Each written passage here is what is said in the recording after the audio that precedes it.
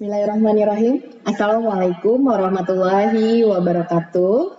Apa kabar para mahasiswa sekalian? Masih semangat? Kembali bersama saya Desi Hurul Aini. Mudah-mudahan nggak bosen bareng Ibu lagi. Dan pada video Ibu yang kedua ini, Ibu akan melanjutkan apa yang sudah Ibu jelaskan di minggu sebelumnya tentang cara penyelesaian sengketa secara damai. Di minggu yang lalu, cara penyelesaian sengketa damai melalui jalur non-hukum itu ada 5 jenis, yaitu negosiasi, jasa baik, mediasi, kemudian ada konsiliasi, kemudian ada penyidikan. Minggu sebelumnya saya sudah menjelaskan tentang negosiasi dan jasa baik. Pada saat sekarang, saya akan melanjutkan penjelasan saya tentang mediasi, penyidikan, dan terakhir konsiliasi. Oke, untuk mempersingkat waktu, saya akan masuk ke materi kita tentang mediasi, ya. Di slide saya sudah menampilkan tentang mediasi. Apa sih mediasi? Mediasi adalah suatu penyelesaian sengketa melalui perundingan dengan melibatkan pihak ketiga. Nah, di sini mirip ya Bu, kayak jasa baik, betul. Tapi dalam mediasi, pihak ketiga ini ternyata terlibat secara aktif dalam proses perundingan. Jadi ingat kata kuncinya adalah terlibat secara aktif. Kalau jasa baik, mereka tidak terlibat secara aktif. Mereka hanya memberikan saran-saran yang bersifat informal saja. Nah, kalau di mediasi, pihak ketiga ini benar-benar ikutan nimbrung. Oh ya, kalau seandainya Ibu ngasih contoh dalam sebuah diskusi ya, seandainya ada narasumber, kemudian ada moderatornya ya, moderator itu sebenarnya mediator juga, bisa kita katakan sebagai mediator ya, dia yang menjembatani perbedaan di antara kedua belah pihak. Jadi dia ikutan di situ, ikutan berkomentar, ikutan ngasih saran gitu. Jadi kayak wasit lah ya, kalau di dalam ring tinju itu ya, dia ada di dalamnya, ikutan permainan, ikutan ada di dalam ringnya itu. Dia nggak ada di luar, tapi dia ada di dalam. Nah itu adalah definisi dari mediasi. Oke, di sini sama seperti jasa baik, mediasi ini adalah mediator di sini adalah pihak ketiga yang bisa negara, bisa organisasi internasional, dan bisa juga individu. Lagi-lagi, sebagaimana saya jelaskan sebelumnya, mereka-mereka yang bisa menjadi mediator dalam proses penyelesaian sengketa antar negara adalah mereka-mereka yang punya integritas dan kapabilitas secara internasional. Dan hal yang paling penting, apabila para pihak ingin menunjuk seorang mediator, mediator haruslah pihak yang netral. Dan sama seperti jasa baik juga, di sini pihak mediator bisa terlibat dalam sebuah perundingan, dalam sebuah proses penyelesaian sengketa, itu lewat 3 mekanisme. Yang pertama, atas permintaan salah satu pihak, yang kedua, atas permintaan kedua belah pihak, ataupun yang ketiga, atas tawaran dari pihak mediator sendiri. Tapi dari ketiga mekanisme itu, syarat yang paling mutlak adalah para pihak harus sepakat untuk keterlibatan dari mediator itu sendiri. Di sini, pihak mediator pada akhir perundingan akan memberikan saran-saran. Saran-saran ini tentu saja ditujukan bagi penyelesaian sengketa, dan sifat dari saran mediator ini adalah rekomendatif, artinya tidak mengikat. Perlu saya garis bawahi, mulai dari tahap negosiasi, jasa baik, mediasi, kemudian ada penyidikan nanti, kemudian nanti ada konsiliasi juga. Sifat-sifat putusan dari lembaga-lembaga penyelesaian sengketa ini adalah rekomendatif, tidak mengikat. Jadi sifat putusannya berbeda dengan cara-cara penyelesaian sengketa melalui jalur hukum, di mana kalau lembaga peradilan seperti arbitrase atau mahkamah internasional, sifat putusannya bersifat final and binding. So, ingat baik-baik ya. Sekali lagi, kalau penyelesaian sengketa secara non-hukum, sifat putusannya adalah tidak mengikat. Kalau secara hukum, dia pasti mengikat. Ingat itu ya.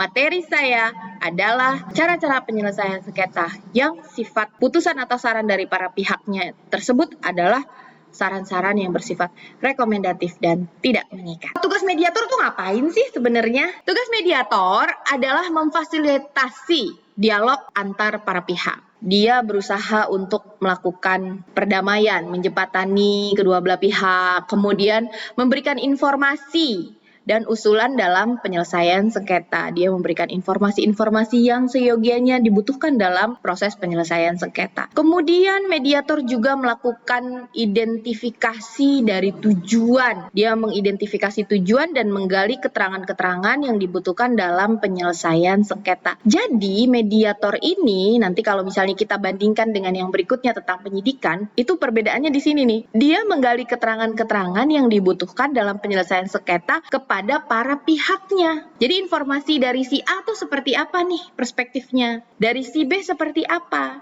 ya. Jadi ansih dia hanya menggali informasi dari para pihaknya, itulah mediator. Dia berusaha menggali apa-apa saja yang menjadi persoalan dari perspektif si A, apa-apa saja yang menjadi pokok persoalan dalam perspektifnya si B, gitu. Nanti saya akan jelasin di penyidikan. Kalau di penyidikan tuh gimana, gitu ya. Karena itu aspek-aspek penting perbedaan dari masing-masing jenis-jenis penyelesaian sengketa ini. Dan mediator di sini juga agak beda nih. Dia tidak terikat pada hukum acara tertentu. Jadi nggak ada hukum acara yang memang harus dipatuhi oleh si mediator. Bahkan mediator itu bisa menerapkan asas ex aequo et bono, yaitu azas kepatutan dan kelayakan. Mediator itu boleh menggunakan hukum acara sesuai dengan kesepakatan para pihak itu sendiri. Mereka maunya apa, mereka mau pakai apa, itu boleh. Karena yang namanya prinsip hukum penyelesaian sengketa itu ada yang namanya prinsip bebas untuk memilih cara penyelesaian sengketanya, bebas untuk memilih forum apa yang ingin mereka gunakan, dan bebas juga untuk memilih pilihan hukum apa yang mau mereka gunakan dalam proses penyelesaian sengketa. Jadi masing-masing dari para pihak itu diberikan kebebasan yang seluas-luasnya untuk memakai mekanisme apa yang lebih pas untuk para pihak yang bersengketa tersebut. Segala sesuatu pasti ada positif ada negatifnya. Nah, kalau mediasi ini sisi positifnya itu yang pertama. Mediator itu bisa menjadi penengah dan dia bisa memberikan saran kepada para pihak. Itu adalah sisi positif dari mediasi. Yang kedua, mediator juga dapat memberikan usaha atau jasa lain kepada para pihak. Misalnya, bantuan keuangan, pengawasan pelaksanaan perjanjian, dan lain-lain. Sisi positif yang ketiga, mediator juga dapat, apabila mediatornya dalam hal ini adalah negara, dia bisa menggunakan pengaruh dan kekuasaannya untuk mencapai sebuah proses penyelesaian sengketa. Dan apabila mediatornya juga negara, dia biasanya memiliki fasilitas-fasilitas teknis yang cenderung lebih memadai daripada apabila mediatornya adalah individu. Itu adalah sisi-sisi positif dari mediasi. Next, kita lihat sisi negatif dari mediasi adalah apabila ternyata mediatornya itu tidak netral, mediatornya berpihak pada salah satu pihak. Nah, ini akan memperlambat proses yang sedang berjalan ya, dan hasilnya juga cenderung akan jadi kurang memuaskan karena mediatornya tidak netral. Itu sisi negatif apabila ternyata mediator dalam proses mediasinya justru berpihak pada salah satu pihak yang sedang bersengketa. Itu sisi negatif dari mediasi. Dasar hukum dari mediasi itu apa saja? Dasar hukum dari mediasi itu yang pertama di pasal 3 dan 4 The Hague Convention on the Pacific Settlement of International Dispute 1907. Ini adalah dasar hukum yang pertama dari mediasi. Dasar hukum yang kedua adalah bab 6 pasal 33 sampai 38 Piagam PBB. Kemudian dasar hukum mediasi yang ketiga ada the General Act for the Pacific Settlement of International Dispute 1928. And the last, kita punya dasar hukum mediasi dari the European Convention for the Peaceful Settlement of Dispute. Itu adalah dasar-dasar hukum yang mendasari bagaimana mekanisme mediasi itu bisa dijadikan salah satu alternatif penyelesaian sengketa bagi para pihak yang bersengketa. Oke, itu adalah mediasi. Secara garis besar gambarannya kayak gitu. Apa bedanya dengan jasa baik sudah saya paparkan. Kalau di jasa baik, para pihaknya itu tidak terlibat secara aktif, kalau di mediasi dia terlibat secara aktif. Di mediasi, pihak mediator menggali informasi dari para pihak saja. Sekarang kita masuk ke penyidikan. Penyidikan punya bahasa yang berbeda, yaitu inquiry atau fact finding. Sama aja, mereka hanya memiliki nama yang berbeda, tapi intinya kita mentranslate secara resmi dengan istilah penyidikan. Tapi bukan penyidikan selayaknya kalian memahaminya dalam mata kuliah hukum pidana, di mana penyidik di sini adalah seseorang yang sudah punya kewenangan, ada undang-undangnya gitu ya, punya dasar hukum terhadap bagaimana kinerja dan yurisdiksi dia ya. Kalau penyidik di hukum nasional itu kepolisian ya. Nah, kalau di sini tidak seperti itu. Gimana sih ya? Pertama-tama kita lihat dulu apa itu definisi dari penyidikan. Penyidikan adalah proses penyelesaian sengketa melalui pihak ketiga. Jadi ada pihak ketiga juga nih di sini. Di mana pihak ketiga ini berfungsi untuk mencari dan mengumpulkan fakta-fakta yang terkait dengan sengketa. Jadi clue dari penyidikan adalah pencarian fakta. Kata dasarnya adalah fakta. Makanya nama lain dari penyidikan adalah finding. Kamu akan bisa bikin tabel perbedaan dari masing-masing cara penyelesaian sengketa ini ya. Kalau di mediasi tadi saya bilang mediatornya itu berusaha untuk mengelaborasi informasi dari para pihak. Jadi hanya dari para pihak saja sumber informasinya. Kalau di penyidikan, pihak ketiga ini harus berusaha mencari fakta-fakta yang biasanya fakta-fakta tersebutlah yang menjadi pokok pertama dari persoalan persengketaan di antara mereka. Jadi fakta yang mereka temukan itulah yang menjadi pokok persoalannya. Sehingga di sini harus dilihat sebenarnya fakta yang sebenarnya terjadi itu seperti apa sih. Ini enak dijelasinnya kalau misalnya kita masuk ke contoh-contoh ya. Jadi di sini saya menguraikan di slide saya beberapa unsur-unsur yang berkaitan dengan penyidikan. Yang pertama, unsur dari penyidikan harus ada kesepakatan dari para pihak. Jadi para pihak itu kudu wajib fardhu ain sepakat dulu mereka benar-benar mau menggunakan mekanisme penyidikan. Jadi di setiap fase mekanisme penyelesaian sengketa itu para pihak memang harus sepakat terlebih dahulu bahwa mereka ingin memilih mekanisme penyelesaian sengketa jenis yang ini. Jadi dia harus milih memang. Kemudian yang kedua, pihak ketiga yang menyelidiki suatu keadaan atau fakta tertentu haruslah memiliki keahlian khusus ya. Misalnya kasus tentang perbedaan fakta-fakta yang terjadi di persoalan kelautan. Berarti penyidikan pihak ketiga yang terlibat di sini adalah orang-orang yang memang betul-betul paham tentang persoalan kelautan. Siapa aja nih yang terlibat nanti based on the case-nya ya, tergantung bagaimana bentuk kasusnya. Tapi yang terlibat di sini adalah orang-orang yang memang punya keahlian di bidangnya. Kemudian syarat yang ketiga, pihak ketiga hanya berfungsi untuk menyelidiki dan melaporkan hasil penyidikannya kepada kedua belah pihak. Jadi dia hanya bertugas untuk menyelidiki saja, kemudian dia melaporkan gitu. Jadi habis diselidiki, dia melaporkan hasil penyidikannya kepada kedua belah pihak. Dan seperti sudah saya uraikan sebelumnya, sifat dari rekomendasi, sifat dari hasil laporan penyidikan ini juga sifatnya tidak mengikat. Sama ya, jasa baik, mediasi, sekarang penyidikan juga sifatnya tidak mengikat. Saran-saran yang masuk dari keterlibatan pihak ketiga ini tidak mengikat ya. Apa sih tujuan dari pencarian fakta ini? Yang pertama, tujuannya adalah membentuk suatu dasar bagi penyelesaian sengketa di antara dua negara. Karena adanya perbedaan pandangan terhadap fakta yang sebenarnya muncul dalam sebuah kasus. Jadi mereka betul-betul harus melihat itu ya.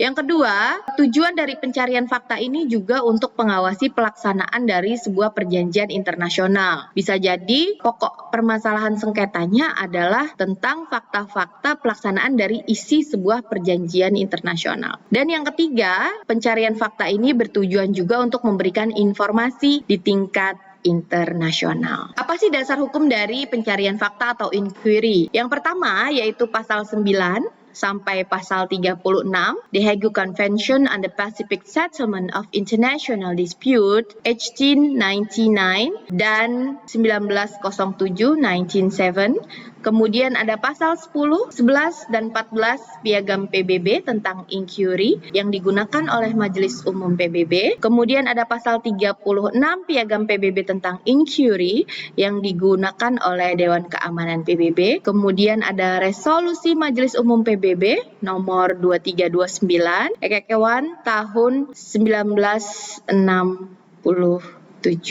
Itu adalah dasar-dasar hukum di dalam inquiry. Next, kita masuk ke mekanisme penyelesaian sengketa selanjutnya yang disebut dengan konsiliasi atau conciliation. Apa itu konsiliasi? Konsiliasi adalah suatu cara untuk menyelesaikan sengketa internasional di mana para pihak setuju untuk menyerahkan penyelesaian sengketanya pada komisi, baik komisi tersebut berbentuk permanen atau berbentuk ad hoc, di mana tugas konsiliasi yang pertama adalah mempelajari tentang sebab-sebab timbulnya sengketa, dan yang kedua merumuskan penyelesaian secara tidak memihak sebagaimana yang diminta oleh para pihak. Itu adalah grand design tentang konsiliasi. Jadi keyword yang paling penting di dalam konsiliasi adalah adanya unsur komisi. Kalian harus bisa menyebutkan tentang kata komisi. Komisi kepanitiaan yang memang memiliki tugas untuk menyelesaikan sengketa. Jadi konsiliasi itu kayak komite, conciliation. Jadi komite kecil yang memang baik itu bentuknya permanen ataupun ad hoc yang tugasnya adalah mencari sebab-sebab timbulnya sengketa dan merumuskan penyelesaian secara tidak memihak tersebut. Kata kuncinya kalau conciliation itu ada panitia kecilnya, ada komisinya, kata kuncinya. Beda dengan bentuk-bentuk yang sebelumnya, kalau yang sebelum-sebelumnya kan tidak seformal itu. Nah, kalau konsiliasi ini sudah cenderung agak sedikit lebih formal karena ada kepanitiaannya. Lagi-lagi sama seperti yang lain, yang paling penting dan menjadi dasar dari setiap mekanisme yang dipilih oleh para pihak adalah agreement atau kesepakatan dari para pihak. Para pihaknya tuh betul-betul bersedia untuk tunduk di bawah mekanisme penyelesaian sengketa tertentu. Kalian mungkin juga pengen nanya kayak gini ya sama Ibu. Kenapa sih Bu kok selalu harus ada persetujuan dari para pihak? Basically dalam hukum internasional ada yang namanya kekebalan teritorial. Ya, jadi sebenarnya tiap-tiap negara itu punya kekebalan kedaulatan sebenarnya. Mereka sebenarnya tidak bisa diadili berdasarkan hukum dari negara manapun. Karena itu prinsip dasar. Dia punya kekebalan kedaulatan. Tiap negara itu kan berdaulat ya. Lihat lagi teori-teori tentang kedaulatan negara di hukum internasional.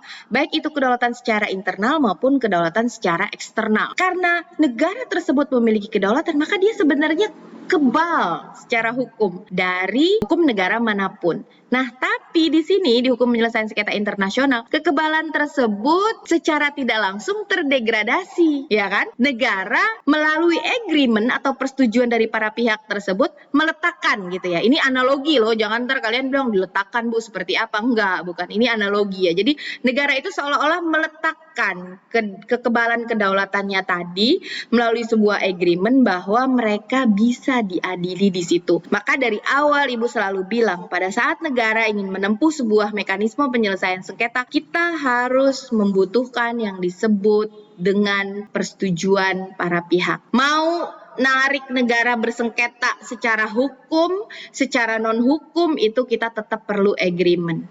That's why itu argumentasinya, itu penjelasan kenapa kita perlu persetujuan para pihak. Jadi nanti kalau jawab UAS apapun bentuk soalnya, apapun mekanisme penyelesaian sengketanya, tetap itu yang namanya agreement itu kayak udah jadi syarat mutlak kita mau mengadili negara di sebuah peradilan, baik itu peradilan non hukum maupun itu peradilan non hukum tadi, dia harus punya agreement atau persetujuan para pihak tadi itu, karena untuk memberikan pernyataan secara tertulis bahwa mereka bersedia untuk meletakkan kekebalan kedaulatannya tersebut. Jadi dia tidak bisa lari gitu dengan apa-apa yang jadi hasil keputusan di dalam mekanisme cara-cara penyelesaian sengketa ini ya.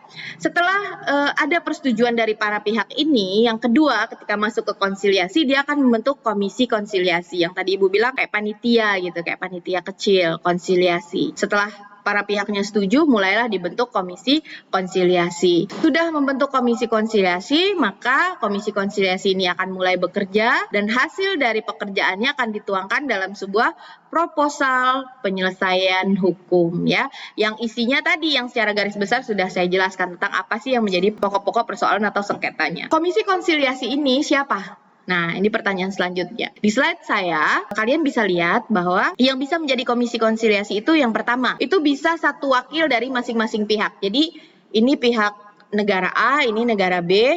Negara A menunjuk C. Lalu, negara B menunjuk D. C dan D ini kemudian menunjuk satu lagi wakilnya, misalnya menunjuk E. Nah, jadi seperti itu komisi konsiliasi. Satu pihak ditunjuk oleh negara A, satu pihak ditunjuk oleh negara B, ya. Dan biasanya jumlahnya juga ganjil pada umumnya, tidak ada aturan tertulis, tapi umumnya seperti itu, ya. Jadi satu wakil dari masing-masing pihak itu yang disebut konsiliasi. Jadi clue-nya adalah adanya komisi kalau di konsiliasi. Oke, apa sih dasar hukum konsiliasi? Nah, dasar hukum konsiliasi itu yang pertama adalah The Hague Convention on the Pacific Settlement of International Dispute 1989 dan 1907. Yang kedua adalah Konvensi Wina tentang hukum perjanjian tahun 1969 di pasal 66. Yang ketiga adalah Konvensi Wina tentang perwakilan negara 1975 di pasal 85 dan yang keempat adalah Konvensi Wina tentang suksesi negara 1978. Itu adalah dasar-dasar hukum internasional yang memberikan sebuah pijakan terhadap legalitas dari mekanisme penyelesaian sengketa secara damai melalui konsiliasi, ya. Contoh nih yang saya kasih ketika saya ingin menjelaskan tentang konsiliasi, yaitu sengketa perbatasan antara Muang Thai versus Prancis. Di sini dibentuklah komisi konsiliasi yang memeriksa bukti kedua belah pihak. Komisi ini kemudian bekerja mengarahkan para pihak untuk mencapai persetujuan dan kemudian komisi juga melakukan resume atau meringkas argumentasi-argumentasi yang diberikan oleh para pihak dan kesimpulannya sendiri